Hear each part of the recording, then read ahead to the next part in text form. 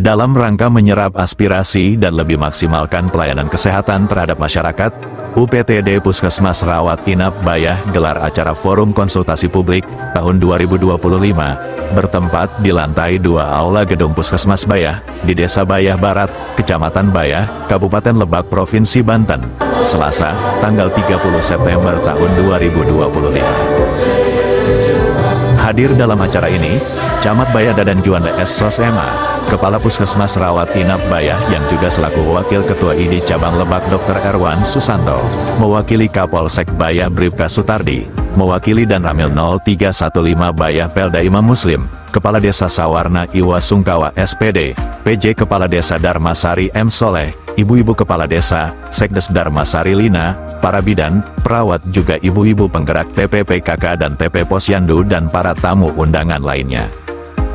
Acara diawali dengan pembukaan yang dilanjutkan menyanyikan lagu Indonesia Raya dan dilangsungkan oleh sambutan dari Camat Bayah Dadan Juanda S.Sos MA.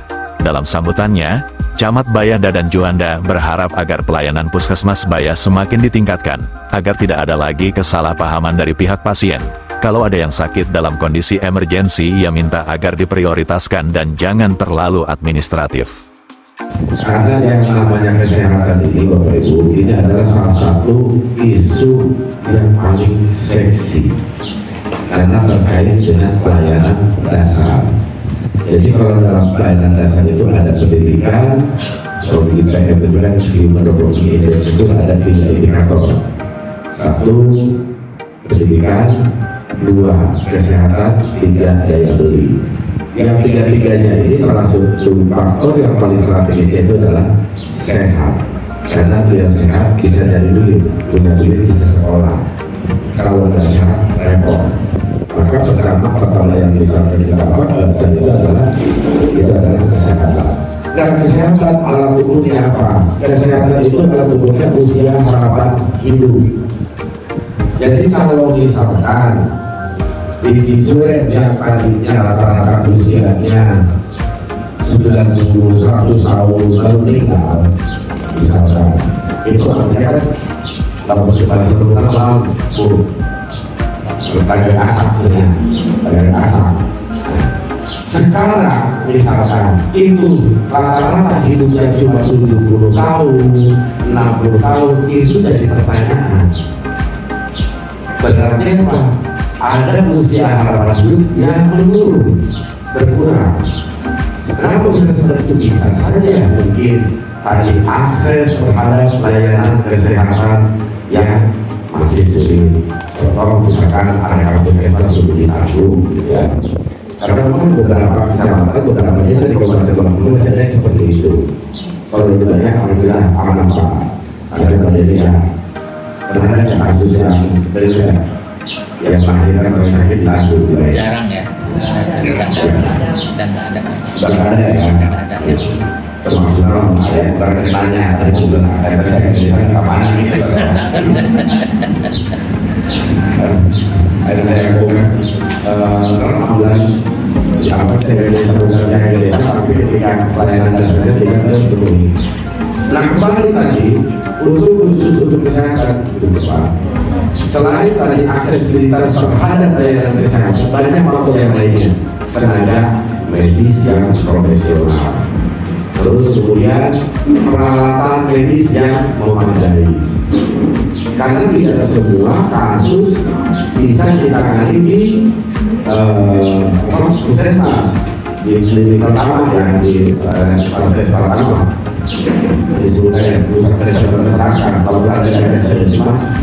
Sementara itu, Kepala Puskesmas Bayah Dr. Erwan Susanto diantaranya mengatakan bahwa jam kerja Puskesmas Bayah sama dengan puskesmas yang lainnya dari mulai pukul 8 sampai pukul 16 WIB. Untuk kebutuhan air sudah membuat sumur, dan sudah membangun musola, semua yang dikeluhkan oleh pasien atau keluarga pasien sudah laksanakan dan dipenuhi. Alhamdulillah pada pagi hari ini menjelang siang kita bisa melaksanakan kegiatan forum konsultasi publik. Ini hampir sama dengan lokatarian ini tribulanan ya, yang mungkin kita ganti dengan forum konsultasi publik. Di sini kita bisa membahas apapun itu, mulai dari keluhan ataupun program-program kesehatan.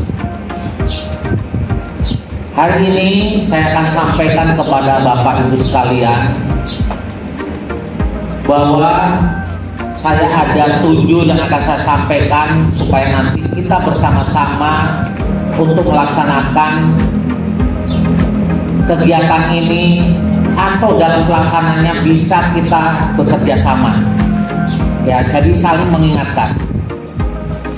Yang pertama, jelas saya di dalam internal dulu masalah pelayanan kesehatan di puskesmasnya.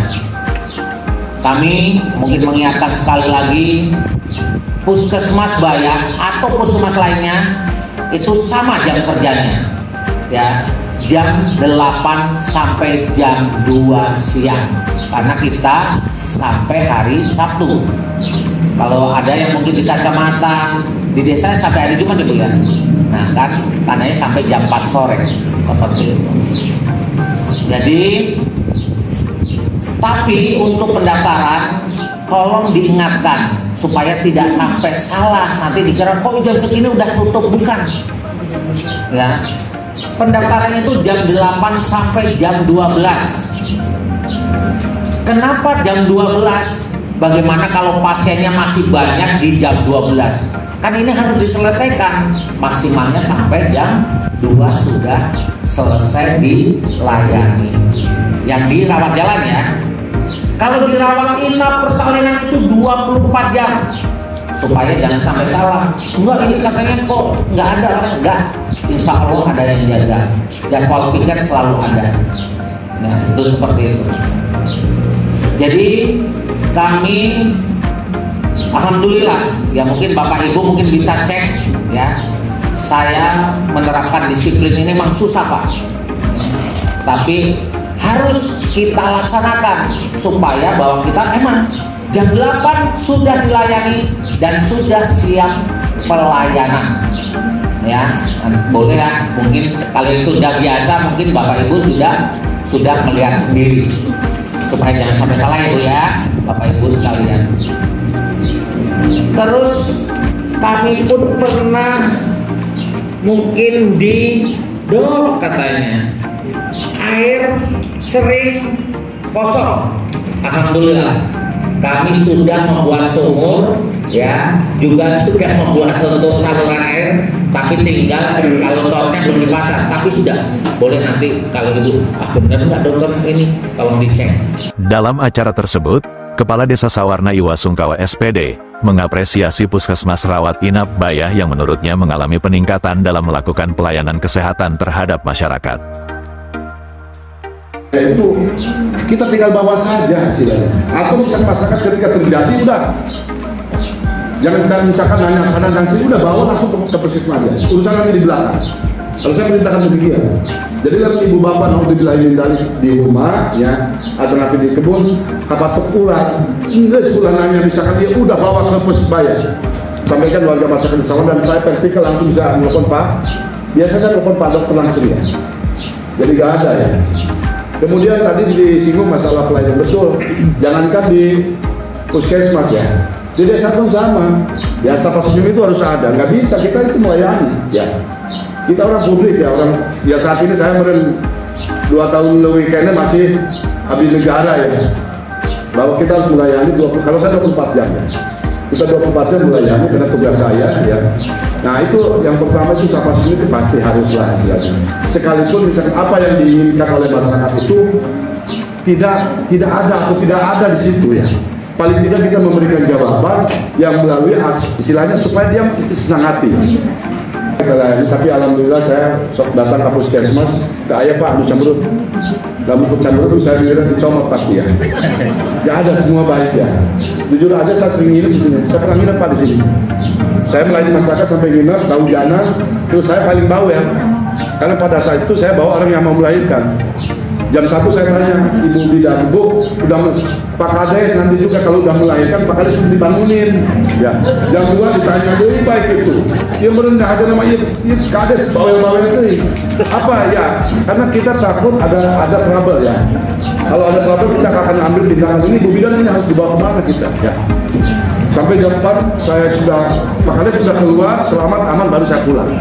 Terima kasih Ibu Bidan, Pak Dokter ya, dalam pelayanan sekarang sudah luar biasa. Barusan saya sebelum masuk itu sudah penuh tuh ya, yang daftar yang ini seperti di rumah sakit aja ya, bukan di puskesmas ya. Ini luar biasa. Berarti pelayanan terhadap masyarakat ini sudah bisa dirasakan.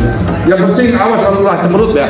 Terus masalah kesehatan memang ini sangat nomor 1 ya. Nah di musim penghujan ini memang saya kemarin juga alhamdulillah dalam bulan Maulid kemarin menyampaikan tentang masalah perubahan cuaca ini Pak. Ya, karena kemarin ada orang Sawada yang DBD ya, yang DBD ya. Nah ini akhirnya jujur saja saya ini berjuang ya semaksimal mungkin bagaimana misalkan masyarakat paling tidak ada Jumat bersih ya, giat kebersihan di lingkungannya supaya tidak ada titik-titik nyamuk yang akan membahayakan terhadap masyarakat ya. Asep Dedi Mulyadi, R-News TV Banten, mengabarkan.